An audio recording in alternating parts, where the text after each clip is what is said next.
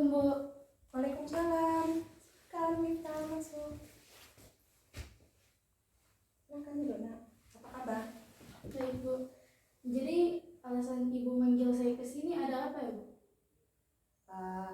Iya betul, saya panggil Ki ke sini karena saya menerima informasi dari Bu Pio, dari kesiswaan ya Bu Pio dan wali kelas tak bilang panggil Ki ini Mifta. Oke, saya dengar Mifta juara Ki waktu yang 2 hari lalu itu yang kompetisi karate ya, betul itu? Ya, Bu, benar sekali. Jadi pas lomba itu kita semua di situ berkumpul dalam satu kabupaten. Jadi di situ cuma kayak ada Ngalili, Sorowako, Tapendao, dan lain-lain semacamnya. Nah, di situ menang Ki. Iya, Bu. Oh ya, jadi selamat ya. Jadi nanti Mifta yang mewakili kabupaten kita ya ke tingkat provinsi untuk lomba karatenya. Iya, Bu. Oh iya. Nah, kira-kira seberapa penting Kak itu karate buat kamu Mifta? Jadi karate adalah salah satu hobi saya dari kecil. Jadi saya sudah meminati meminati karate dari saya sejak kecil karena saya memang tertarik pada karate pada umur sekitar 3-4 tahun. Oh, jadi dari kecil ya sudah ditekuni itu karate. Iya, Bu. Oh iya. Kira-kira ada tidak sosok yang kamu idolakan dari karate, atlet karate? Ada sih, Bu. Namanya tuh Pak Amron Syam yang mantan ketua DPR yang lalu. Oh iya betul. Oh iya. Jadi iya betul. Itu kalau tidak salah pernah datang ke sekolah kita ya, melatih teman-teman Mifta kayaknya kalau tidak salah pada saat itu latihan karate ya. Oh iya. Dan setahu saya Pak Amran itu sampai sudah ke luar negeri ya Mifta lomba. Ibu, maka dari itu saya mengidolakan dia karena saya juga mau seperti dia yang sampai lomba untuk mewakili negara begitu. Jadi bisa keliling dunia dan kan bisa jadi itu kan prestasi dan itu kayak bisa membentuk karir untuk di masa yang akan datang gitu. Oh iya betul sekali. Mifta adalah kamu hebat Mifta ya. Jadi torehkan terus prestasi nak, karena prestasi yang kamu bangun dari kecil itu sangat berpengaruh nantinya dalam menjemput masa depanmu ya. Saya dengar juga kita tergabung dalam kelompok OSN ya di sekolah ini, OSN IPA. Apakah betul itu Mifta? Ya, Bu, betul sekali. Jadi saya masuk OSN itu karena salah satu hobi saya juga itu adalah mempelajari materi IPA begitu, Bu. Jadi pas masuk itu ya pasti ada seleksi. Oh begitu. Jadi tidak langsung begitu siswa masuk ya, seenaknya begitu. Ada seleksinya untuk ada syaratnya masuk grup itu ya. Iya, Bu. Jadi awal-awalnya itu dari semua kelas itu dipilih oleh wali kelas dulu yang kayak sanggup untuk ikut anggotanya, baru nanti kan diurus oleh pembinaannya begitu. Jadi guru IPA yang ajar dari situ diseleksi di situ, dikasih sebuah soal. Nah, target untuk lolos itu kayak nilai 85 ke atas. Jadi otomatis yang nilainya di bawah 85 itu pasti sudah gugur di awal. Oh seperti itu. Oh jadi salah satu syaratnya untuk masuk grup OSN di sekolah kita itu Mita ada seleksinya ternyata ya, seperti itu. Wow, kamu hebat ya Mita. Saya dengar juga 2 minggu lalu kamu berhasil menyisihkan beberapa peserta dari sekolah lain. Kamu mewakili sekolah kita lanjut ke tingkat provinsi, betul ya Mita? Ibu, dan untuk lomba selanjutnya itu akan dimulai bulan depan. Jadi hari ini dan seterusnya mungkin saya akan latihan untuk memantapkan untuk memenangkan juara lagi untuk lomba-lombanya. Oke, semangat ya Mita. Saya yakin dan percaya Mita pasti bisa juara ya juara. Yang penting Mita memiliki kepercayaan diri. Dari sekarang Mita berusaha, bagaimana Mita berproses saat ini, insya Allah hasilnya akan bagus nantinya. Yakin dan percaya itu Mita. Oke, Mita pasti bertanya-tanya, Ki, kenapa Ki dipanggil ke sini? Iya Bu, betul sekali. Jadi pas untuk menuju ke sini tuh kan saya agak ragu dan takut untuk ketemu ibu, karena saya berpikir mungkin saya berbuat kesalahan atau mungkin kayak menyalahi aturan di sekolah gitu. Oke. Baiklah Mita, Mita nggak usah takut. Saya panggil Ki di sini bagaimana caranya nanti kita sama-sama ya dalam membantu Mita nantinya menemukan solusi atas permasalahan yang Mita alami sekarang. Oke, saya mau tanya dulu, apakah Mita pernah melakukan konseling individu seperti ini? Tidak pernah Bu. Belum pernah. Pernah Ki dengar apa itu konseling individu?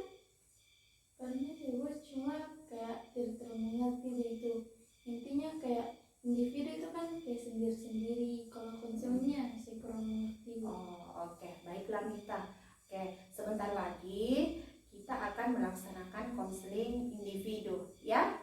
Oke, baiklah. Sebelum kita memulai kegiatan kita hari ini Nak, kita berdoa dulu. Semoga apa yang kita harapkan dari kegiatan ini bisa berjalan sesuai dengan apa yang kita inginkan. Oke? Berdoa dimulai.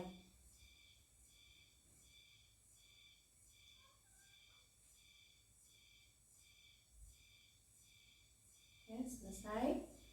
Oke. Baiklah Mita. Tadi saya sambung ke pertanyaan awal. Mita mengatakan tidak pernah melakukan konseling individu ya. Konseling individu itu adalah salah satu layanan atau bantuan yang ada di BK. Tujuannya itu untuk membantu siswa ya dalam menemukan permasalahan-permasalahan atau keluhan yang sedang dihadapi. Nah, ini nih kita akan melakukan konseling individu. Nah, kira-kira Mita paham tujuannya apa yang kita lakukan ini? Oke, baiklah Mita. Bisa Mita menceritakan apa yang kamu alami sekarang Nak? Yang saya alami sekarang sih kayak saya tidak nyaman, tidak percaya diri, terus minder ke orang-orang, dan kayak takut bersosialisasi. Oh, baiklah. Kira-kira apalagi, adakah lagi hal lain yang kamu mau ceritakan? Agak takut Kak Bu, karena mungkin nanti siapa tahu cerita aku ini atau curhatanku ini tiba-tiba terbocorkan ke teman-temanku sama guru-guruku begitu. Oh iya. Baiklah, Mita, dalam konseling individu ini Nak, jadi pada saat nanti kita melakukan konseling, Mita curhat nih, bercerita sama kita, sama saya tentang masalah-masalah yang kita hadapi. Saya jamin apa hasil curhatan tak, hasil masalah tak yang kita ceritakan kepada saya itu tidak akan keluar kemana-mana ya. Jadi sifatnya rahasia, hanya kita berdua saja yang tahu. Jadi saya tidak membocorkan insya Allah ke wali kelas tak, ke teman tak, ke orang tua tak sekalipun ya. Jadi insya Allah akan terjaga. Bagaimana Mita? Apakah Mita sudah siap? Masih agak ragu Bu. Agak ragu. Oke, agak ragu karena khawatir nantinya keluar ya masalahnya. Iya Bu. Insya Allah ya Mita, Ibu jamin deh. Ibu jamin nantinya pembicaraan kita tidak akan keluar kemana-mana. Oke, kita pahami? Oke, baiklah. Dalam konseling ini nantinya Nak, pertemuan kita ini membutuhkan 3-4 kali pertemuan, di mana 1 kali pertemuan itu diisi oleh selama 50 sampai 60 menit ya. Tapi itu tergantung sih dari Miftah. Apabila nanti pada saat sesi konseling Miftah aktif, terbuka menceritakan masalah-masalahnya Miftah, bisa saja membantu Miftah proses konseling kita lebih cepat terselesaikan dari yang kita harapkan ya. Begitu pula sebaliknya, apabila Miftah tidak aktif, tidak terbuka, nanti pada saat bercerita bisa saja konseling kita membutuhkan waktu yang lebih lama lagi, seperti itu. Bisa dipahami, Pak? Bisa. Oke, baiklah. Sekarang kita mulai konseling kita. Yang pertama yaitu Mita coba menceritakan apa masalah yang kamu alami sekarang, Nak. Jadi sekarang itu saya kayak kurang percaya diri, terus minder sama orang-orang, takut bersosialisasi, baru tidak nyaman di lingkungan masyarakat, rumah maupun di sekolah. Baiklah, tadi Mita merasa minder ya, minder, tidak percaya diri, tidak nyaman berada di sekolah, di rumah, di masyarakat, yang membuat dirimu sekarang merasa bahwa diriku ini lemah, seperti itu ya Mita? Iya Bu, betul. Betul sekali. Oke, apakah menurutmu masalah yang kamu alami sekarang itu sangat membebani dirimu tidak Mita? Sangat membebani sih Bu, karena kan saya ikut kegiatan OSN, belum lagi untuk latihan karate, terus saya juga ikut organisasi OSIS, sehingga kayak tanggung jawab itu pasti kayak banyak sekali, tambah lagi dengan masalah ini jadi kayak tambah terbebani.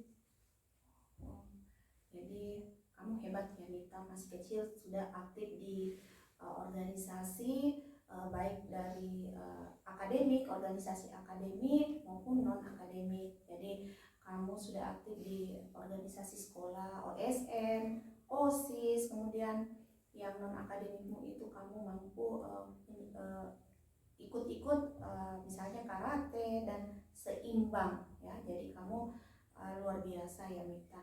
Nah, kira-kira dari masalah yang kamu tadi sebutkan itu, Nak, kira-kira apa tujuanmu dari masalahmu itu? Tujuanku itu supaya kayak hilang semua itu permasalahanku, baru menjadi lebih nyaman nih Kak, baru tingkat percaya diriku itu tuh kembali seperti dulu yang kayak meningkat, baru untuk masalah minder itu supaya menghilang, supaya kayak tetap Kak bisa nih bersosialisasi, baru kayak jago Kak bergaul lagi seperti dulu. Oh, baiklah, saya memahami ya apa masalah yang Mita alami saat ini. Nah, kira-kira kalau Ibu bertanya kepada Mita, kira-kira apa sih penyebabnya Mita bisa seperti ini sekarang? Ya, Ibu tahu nggak yang soal video yang tentang saya itu yang tersebar satu sekolah? Yang video apa itu?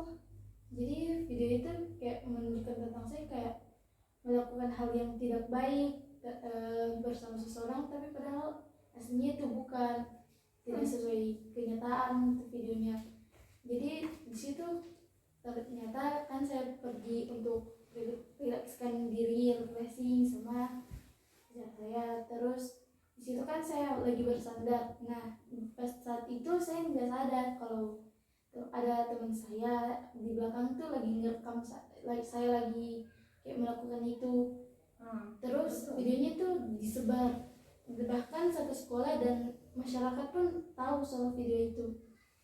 Oh, jadi penyebabnya itu dari situ ya Mita? Ibu betul sekali. Jadi ya saya memahami ya apa yang kita rasakan, apa yang Mita alami sekarang, saya bisa merasakan ya. Tapi kita tidak bisa memaksakan orang untuk bagaimana, artinya videonya Mita kan sudah tersebar ya. Jadi kita tidak bisa lagi membersihkan nama tadi lingkungan-lingkungan sana. Nah, dari penyebab masalah tadi yang Mita ungkapkan, kira-kira apa tujuan dari apa tujuanmu dari masalahmu ini? Apa yang kamu ingin capai dari masalahmu ini? Yang mau saya capai itu menjadi diri sendiri dan Menjadi diri sendiri. Oke. tidak memikirkan kata-kata orang lain, terus nyaman di mana saja, jadi kayak bisa melakukan hal yang kita mau begitu, jadi kayak tidak ada yang melarang dan membatasi diri. Oke, baiklah. Saya paham ya apa keinginan atau tujuan-tujuan yang ingin kamu capai ya Mifta. Oke, kira-kira dari tujuanmu yang ingin kamu capai ini, kira-kira Mifta, langkah-langkah apa yang kamu bisa buat untuk mencapai hal-hal tersebut?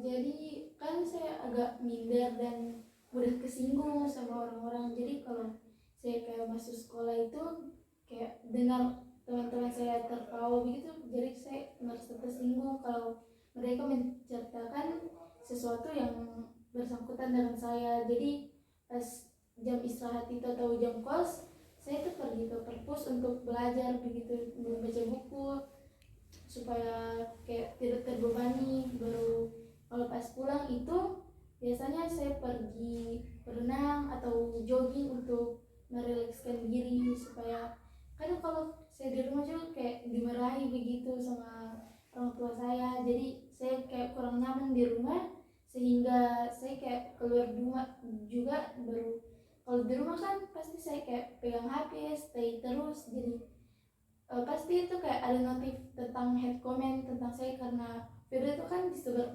melalui sosial media ya Bu. Jadi makanya saya kayak menjauhkan diri dari masyarakat. Oh, baik-baik. Saya sangat memahami masalah yang kamu alami sekarang, Mita. Nah, apakah usaha yang kamu lakukan selama ini kamu sudah puas? Belum puas Ibu, karena mungkin memang maksimal, tapi belum puas dan bikin saya lega seperti itu. Oke, baiklah. Untuk mengukur skala kepuasan Anda tentang hasil langkah-langkah yang kamu ambil, nah, saya menetapkan di sini skala 1 sampai 10, di mana 1 menunjukkan ketidakpuasan kamu atas usaha yang kamu ambil. Kemudian skala 10 itu adalah batas maksimal atau kamu sangat puas dengan langkah yang kamu ambil. Kira-kira dari langkah-langkah yang kamu ambil ini, kamu berada di skala mana? Kalau menurut saya dan dari pikiran saya itu mungkin saya berada di skala 3 ya Bu, karena kayak tidak terlalu puas begitu. Oh, baiklah, di skala 3. Oke, kira-kira Mifta bisa menceritakan kenapa Mifta mengambil skala 3? Karena kan saya kayak melakukan itu kayak tetap saja mereka kayak melakukan hal itu, dan saya masih tersinggung dengan kalau melihat mereka kayak cerita apalagi tertawa begitu Bu. Jadi kayak merasa kalau yang dibicarakan itu saya. Oke, baiklah. Jadi Mifta itu merasa bahwa langkah-langkah yang selama ini saya tempuh itu belum maksimal ya? Iya Bu. Oke. Nah, dari 5 tujuan tadi yang ingin kita capai, ya, Mifta tadi menyebutkan ada 4 atau 5 ya, dari tujuan yang ingin kita capai.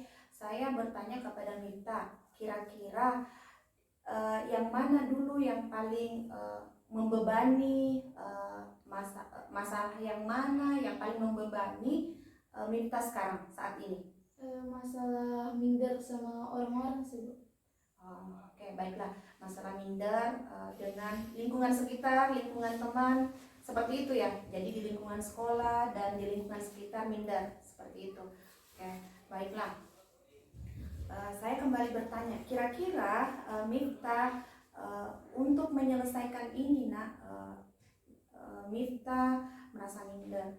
Langkah-langkah apa yang bisa kita ambil, langkah-langkah apa yang Mifta bisa lakukan untuk supaya perlahan-lahan rasa minder itu hilang dari pikirannya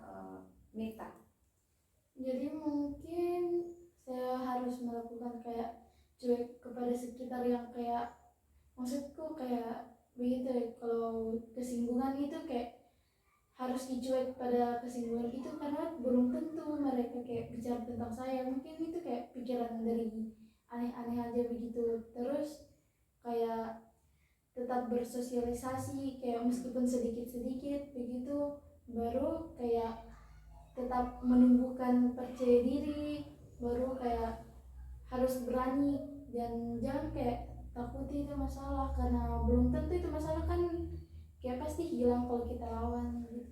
Oke, hebat ya. Saya mengapresiasi inisiatif-inisiatif yang kamu ambil dalam menentukan atau menemukan solusi atas masalah yang kamu hadapi. Nah, kira-kira dari langkah-langkah tadi yang kamu ambil itu apa saja hambatannya? Apa saja hambatannya menurut Mita? Hambatannya mungkin karena masih kayak suka kesinggung, baru itu kan masih kayak proses begitu, baru kan lingkungan masyarakat kan pasti kayak belum keseluruhan langsung kayak percaya kalau saya tidak melakukan itu karena kan orang bebas berpendapat begitu. Oke, baiklah. Oke Mita, Ibu akan memberikan pertanyaan yang agak aneh ya, yang agak aneh. Baiklah, kita akan berimajinasi sejenak. Pertanyaan aneh itu adalah ketika nanti Mita pulang ke rumah ya, di perjalanan Mita menemukan sebuah tongkat ajaib. Jadi Mita menyentuh tongkat itu dan seketika masalah yang Mita hadapi selama ini hilang seketika. Jadi tidak ada, hilang, selesai. Sebagai pertanda baik bahwa masalah itu tidak ada adalah ketika engkau merasa tidak punya masalah lagi. Nah, bagaimana tanggapannya Mita? Ya udah pasti itu kayak bikin senang, apalagi gembira karena kan kayak kalau punya masalah kan pasti kayak terbebani sekali, baru kalau masalahnya kan kelar kayak lega, sudah nyaman, pasti baru tingkat percaya diri naik, tidak minder dan sudah tidak kesinggung lagi, supaya kayak lebih fokus menanti ke karir-karir kayak kegiatan OSIS untuk ASN sama untuk karate, karena kan itu untuk ASN kan akan ada lomba sebentar lagi, jadi kayak harus fokus. Oh iya, baiklah. Jadi Mita ingin dirinya itu nyaman seperti dulu ya, belajar di sekolah itu tanpa beban, tanpa dihantui oleh permasalahan yang sekarang, betul? Ya betul. Oke, baiklah Mita. Saya bertanya lagi nak, kapan terakhir kamu melakukan usaha yang menurutmu baik atas masalahmu ini? Mungkin sekitar bulan lalu. Oh, sekitar sebulan yang lalu. Nah, kira-kira apa yang kamu lakukan di situ nak? Ibu kenal gak sama yang namanya Diva? Diva kelas 8A ya? Ya Bu. Iya betul. Kenapa? Jadi Diva itu teman saya. Nah di situ kan saya kayak mau bercurhat pasti ke dia. Ya, baru betul. kan kebanyakan siswa itu kayak pernah memang curhat ke dia, dan dia tuh kayak menjamin rahasia kita itu kayak terjaga, dan itu memang betul terjadi. Dan Diva kan juga anak rohis, jadi kayak menumbuhkan rasa yang ada di dalam hati saya itu kayak, oh dia memang untuk tempat bercerita, dan kalau kita cerita ke Diva itu kayak bisa diberi nasihat dan memberikan solusi maupun tanggapan yang bagus untuk perkembangan diri. Oh, jadi seperti itu. Nah, itu sudah luar biasa ya. Jadi langkah-langkah yang Mita ambil itu sudah sangat membantu Mita nantinya dalam menemukan solusi atas masalah yang kamu hadapi Mita ya. Jadi hal-hal sekecil apapun yang kamu lakukan itu bisa jadi sangat bermakna nantinya di kehidupanmu, tapi asal engkau melakukannya secara berkesinambungan ya. Jadi apabila Mita selalu berusaha, itu tadi salah satu melakukan hal-hal kecil ketika engkau memiliki masalah seperti itu, insya Allah apapun masalah yang kamu hadapi itu akan terselesaikan, ya. Jadi setiap orang itu pasti memiliki masalah, dan yakin pasti ada solusi yang kita temukan sendiri hasilnya, seperti itu ya. Oke. Terima kasih Diva.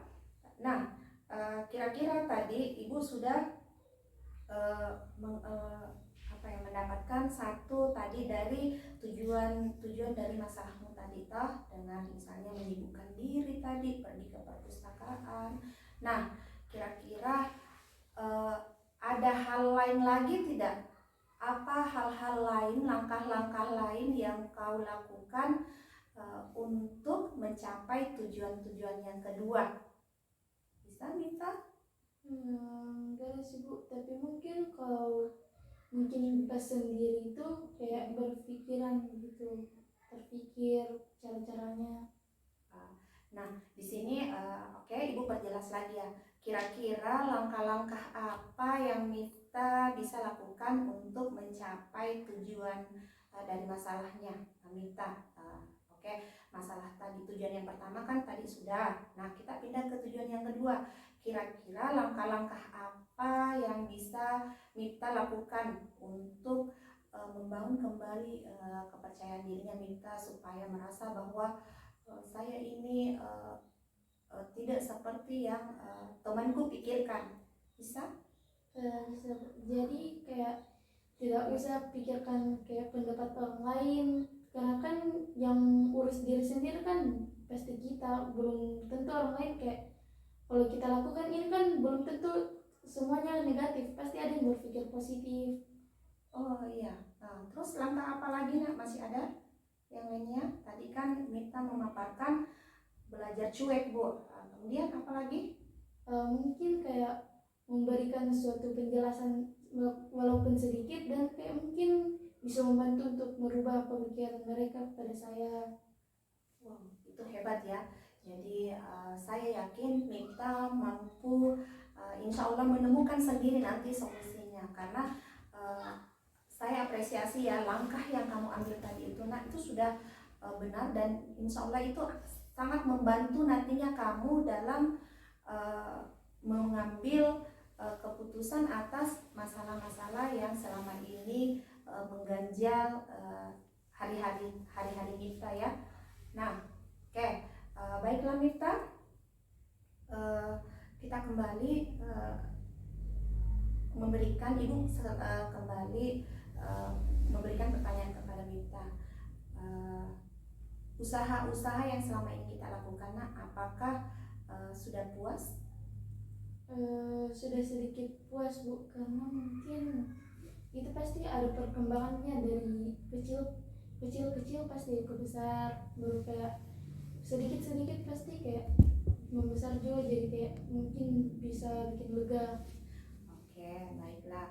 Oke, kembali saya memberikan skala ya. Jadi di mana skala 1 sampai 10, di mana angka 1 itu menunjukkan kamu tidak puas atas usaha yang kau lakukan, kemudian 10 itu menunjukkan skala maksimal atau puas dengan usaha-usaha yang kamu lakukan.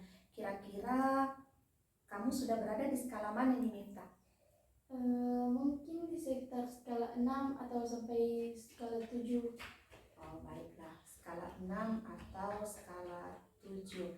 Baiklah, Ibu memahami. Nah, kira-kira untuk nanti mencapai skala 6, skala 7 itu pasti ada langkah-langkah yang akan nantinya Mita lakukan ya. Jadi nanti Ibu akan memberikan lembaran yang bisa Mita nanti kerjakan di rumah ya. Lembaran itu berisi tentang langkah-langkah apa yang Mita bisa ambil, yang Mita bisa lakukan untuk mencapai atau menemukan solusi di permasalahan ketiga dan keempat ya. Nanti Ibu kasih pada saat sesi konseling kita selesai. Dipaham Mita? Ya. Oke, baiklah. Nah, karena waktunya sudah hampir habis. Kira-kira ada yang perlu ditanyakan lagi dari kegiatan konseling kita hari ini, Miftah? Sudah tidak ada, Bu. Oke, baiklah. Saya menutup pertemuan kita hari ini. Baiklah, saya menyimpulkan tadi dari pemaparan mulai dari masalah yang mengganjal Mita saat ini ya. Yang pertama itu merasa minder ya, minder dengan lingkungan sekitarnya Mita. Di lingkungan rumah tidak nyaman juga, di lingkungan sekolah juga tidak nyaman ya. Kemudian bagaimana Mita bisa membangun kepercayaan dirinya kembali ya. Kemudian ketiga itu bagaimana Mita bisa menghilangkan perasaan-perasaan negatifnya, karena Mita tadi mengatakan bahwa saya ini merasa tidak berguna lagi, Bu ya. Nah yang terakhir tadi itu bagaimana Mita bisa kembali nyaman seperti dulu beraktivitas di lingkungan sekolahnya tanpa terbayang-bayangi dengan masalah yang saat ini ya. Nah dari situ ada beberapa tadi langkah yang sudah diambil oleh Mita. Yang pertama itu adalah apabila saya datang ke sekolah, Mita pada saat jam kosong atau jam istirahat, Mita berinisiatif untuk datang ke perpustakaan. Itu sudah benar ya langkah-langkahnya. Kemudian yang kedua adalah berusaha bagaimana cuek ketika misalnya teman saya menertawakan saya, Bu. Bisa saja kan bukan saya yang ditertawakan, Bu. Itu sangat bagus Mita ya. Kemudian yang ketiga bagaimana perlahan-lahan menunjukkan ke temannya ya bahwa tidak seperti yang temannya pikirkan. Oke, baik Mita, masih ada yang mau ditambahkan dari pertemuan kita? Sudah tidak ada, Bu.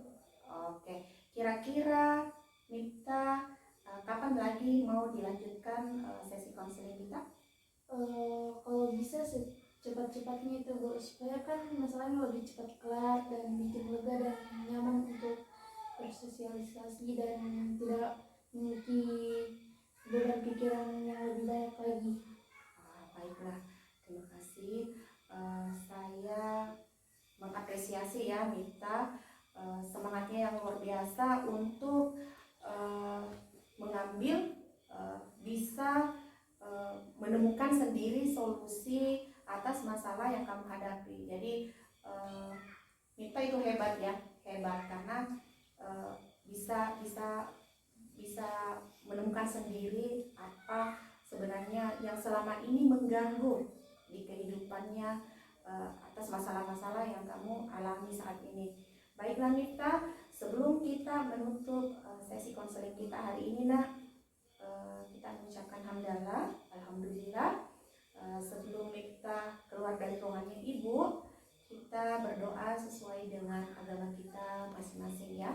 Berdoa dimulai.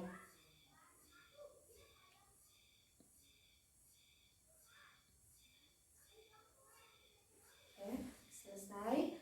Terima kasih Mita atas waktunya datang di ruangannya Ibu, dan sebentar lagi pergantian jam pelajaran ya, jadi Mita mau mengikuti pelajaran selanjutnya. Oke, terima kasih anak. Insya Allah 3 hari yang akan datang kita akan melakukan kembali konseling individu ya. Terima kasih. Assalamualaikum warahmatullahi wabarakatuh.